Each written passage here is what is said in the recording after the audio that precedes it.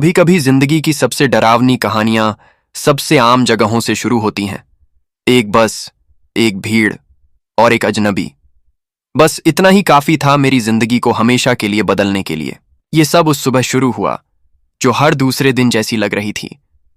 मैं, अर्जुन, काम पर देर से निकल चुका था और भोपाल की भीड़ से भरी लोकल मिनी बस में घुसने की कोशिश कर रहा था। धक्का मुक्की, लोगों की चिल्लपौं, और तभी मेरी नजर उस आदमी पर पड़ी। एक गंदा, मैले कपड़ों में लिपटा हुआ बेघर आदमी, पीठ पर एक पुराना फटा बैग। उसकी आंखें जैसे कई रातों की नींद चुराई हों, सूनी मगर डरावनी। वो मेरे रास्ते में खड़ा था, जैसे हिलना ही नहीं चाहता हो।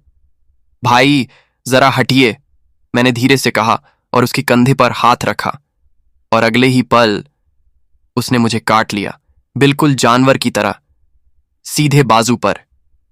क्या पागल है क्या? मैं चिल्लाया, पर कोई नहीं बोला। लोग जैसे इन चीजों के आदी हो गए हों।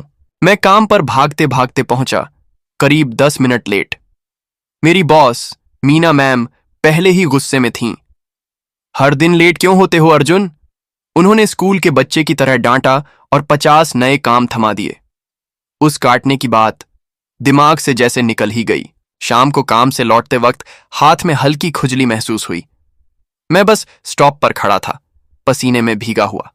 सामने बिजली के खंभे पर दर्जनों पुराने पोस्टर चिपके हुए थे। हम अपने पिता को ढूंढ रहे हैं। पोस्टर में एक आदमी हरे रंग की बो टाई पहने, एकदम सभ्य दिखने वाला, मगर उसकी आंखों में कुछ था, कुछ डरावना, जैसे तस्वीर भी मुझसे कुछ कहना चाहती हो। रात करीब 2 बजे अचानक मेरी नींद खुली। बुखार था, शरीर कांप रहा था, लेकिन सबसे ज्यादा डर जबड़े में भारीपन, जैसे अंदर कुछ फंसा हो, जैसे कोई चीज धीरे धीरे आकार ले रही हो। सुबह जब आईने में खुद को देखा, मेरा जबड़ा सूजा हुआ था, लाल भारी, जैसे अंदर कुछ बढ़ रहा हो। मैंने खुद से कहा, शायद इन्फेक्शन है। दवाई ली और चल पड़ा। इस बार बस में लोग मुझसे नजरें चुरा रहे थे। एक औरत ने अपना चेहरा ढक लिया, एक आदमी दूसरी सीट पर चला गया। मुझे लगा मैं कुछ गलत नहीं कर रहा, तो फिर लोग मुझसे डर क्यों रहे हैं? ऑफिस पहुंचते ही मेरा दोस्त रवि बोला, ओ अर्जुन, लगता है किसी मक्खी ने डंक मार दिया तुझे। मैंने उसे घूरा, लेकिन फिर जैसे मेरे जबड़े में कुछ खींच गया। मैंने शीशे में खुद को देखा। मेरा चेहरा अजनबी लग रहा था, जैसे मैं वो इंसान ही नहीं रहा जो 2 दिन पहले था। शाम को बुखार और भी बढ़ गया। घर का रास्ता जैसे खाई बन गया हो। मैं दीवारों से चिपक कर किसी तरह अंदर पहुंचा, और फिर शुरू हुआ असली डर। दरवाजों पर खरोंच, खिड़कियों के नीचे से अजीब आवाजें, साया, जैसे कोई अंदर है। अब जबड़ा सिर्फ दर्द नहीं कर रहा था, उसमें कुछ हिल रहा था। मैं बिस्तर पर पड़ा कांप रहा था।